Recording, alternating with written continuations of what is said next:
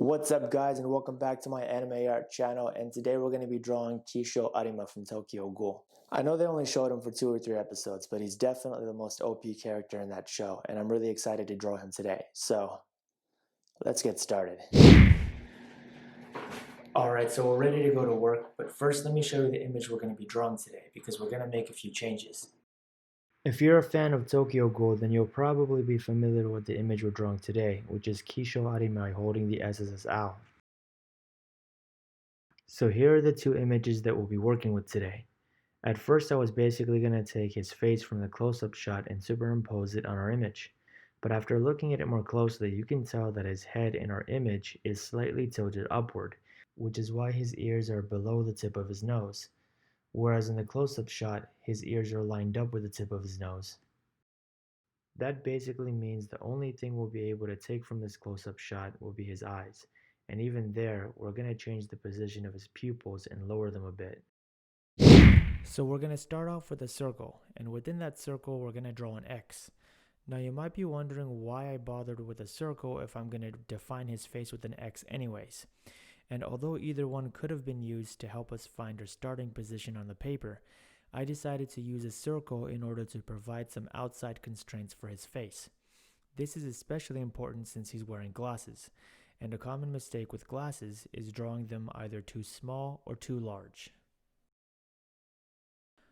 His nose will end a good distance below his glasses, and we'll draw his mouth at the intersection of our circle and the center line. For his face, we'll draw 2 lines, one that stretches from the top of his ear to his jawline, and another that stretches from his jawline to his chin. It would actually be a good idea to draw his chin before the rest of the face, so that you know where the lines are going to end up.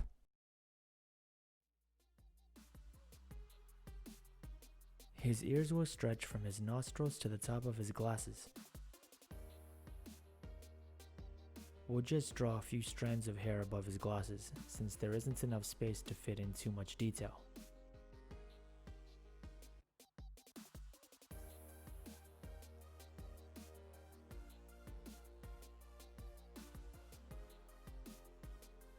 We'll take a bottom-up approach to drawing the individual strands on the side of his head. Notice that we're only going over our sketch once, without doing too much erasing and fine-tuning. That's because we're gonna go over the whole thing with a pen later on, so there's no point in trying to sharpen everything with our pencil right now.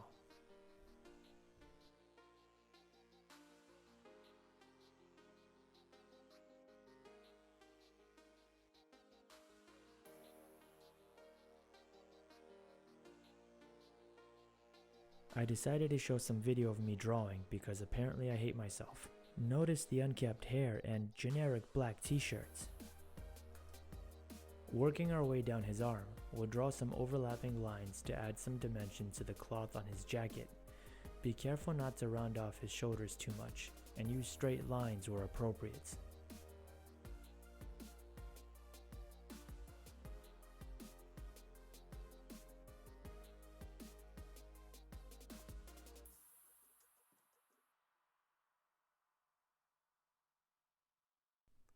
We'll draw the rest of his body sideways, with only his face looking in our direction.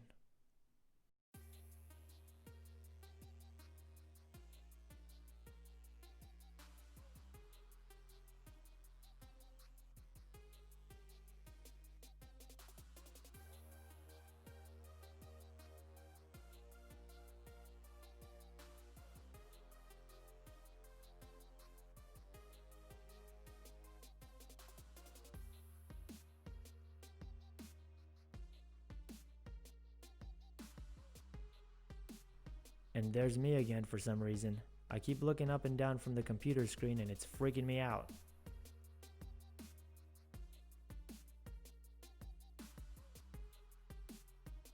Drawing his belt and the bottom of his jacket will be fairly straightforward, though I ended up running out of space at the bottom.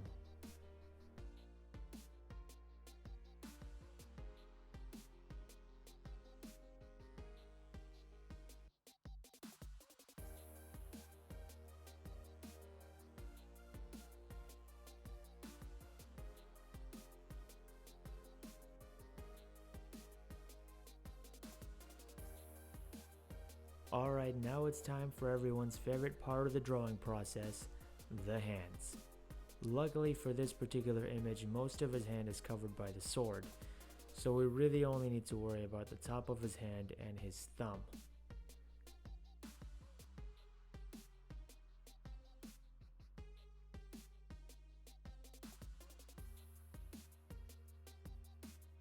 His sword is pretty weird looking, but luckily for us, it's also pretty easy to draw. We just have to be careful to draw the entire thing in a straight line, all the way to the tip of the sword handle, which will be on the other side of his body. And now we're going to add the final details to our sketch before we start the penning process.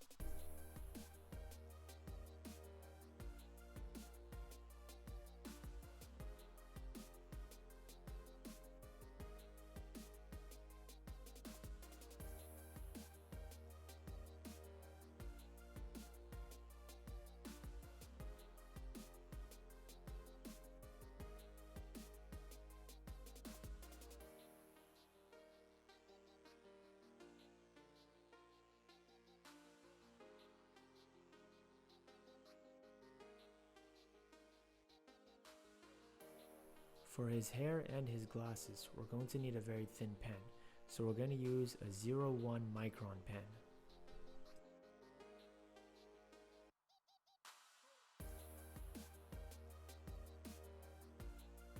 Now for the rest of the penning process, we will use a 0.3 micron pen.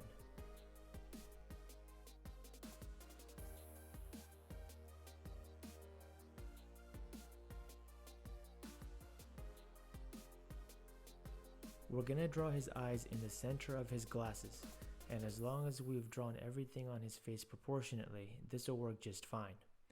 His eyes should be relatively narrow and should be closer to the inside of his glasses than to the outside.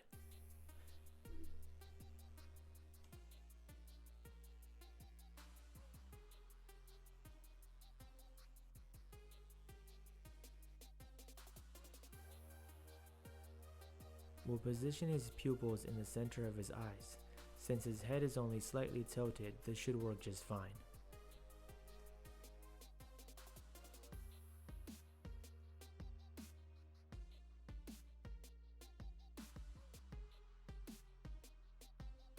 Okay, now it's time to figure out which Copic markers we'll be using for our sketch.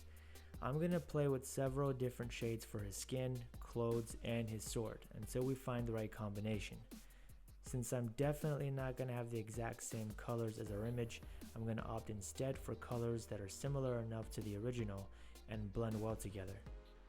It's important to keep in mind that I'm using the Copic sketch markers and not the Copic Chow, which I believe have different identification numbers written on the cap, so we don't want to get the colors mixed up.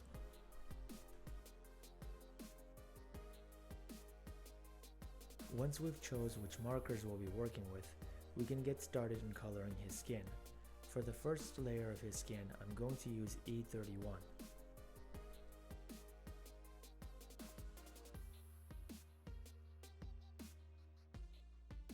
Now, I'll go over the darker portion of his skin with E35.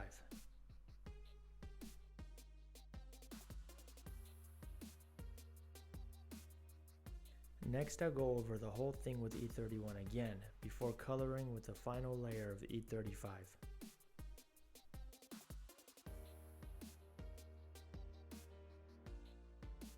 For his jacket, we'll go over the whole thing with E40. This was a pretty large area that I colored over, and I got a bit nervous thinking about the ink I'd used. This may be a good time for me to start thinking about how I'm going to get my refills.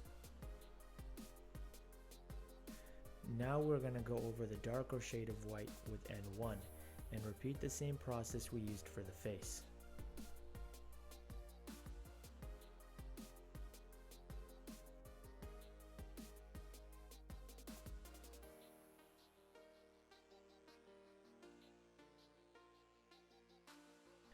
For his shirt, we'll use C8 for the lighter portion and C10 for the shaded portion.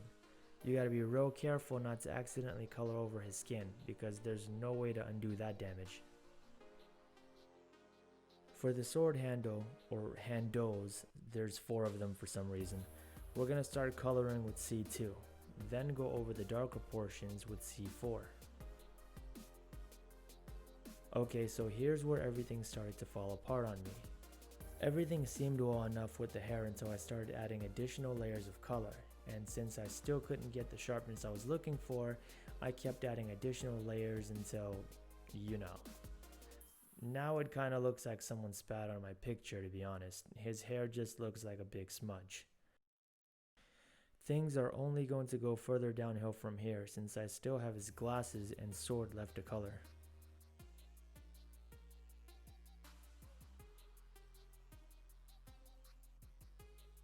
I tried using my colorless marker to add a reflective effect to his glasses, and although it looked great initially, after a few seconds it began to bleed into the dark grays on his glasses, which in turn started to spread everywhere else. Although I tried to use the colorless marker again, but more carefully this time, the damage had already been done. At this point, I can already tell this drawing is not going to be going up on my wall, but it was a very important lesson in how difficult Copic markers can be to handle compared to using colored pencils. And before my next sketch, I'll be sure to do some research on how to use them to their full potential.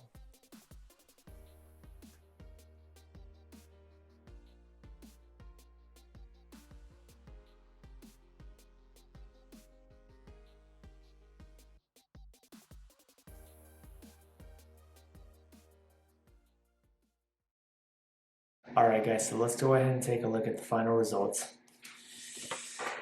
I don't know, what do you think? His sword looks like cotton candy, so we didn't color that properly. His face. Well, I bit off more than I could chew. I don't have enough experience with Copic markers, obviously, to pull off this one. So it's not going to go on the wall today.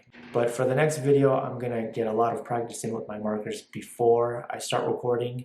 So hopefully it'll turn out a lot better. Thanks again for watching, and I'll see you in the next video.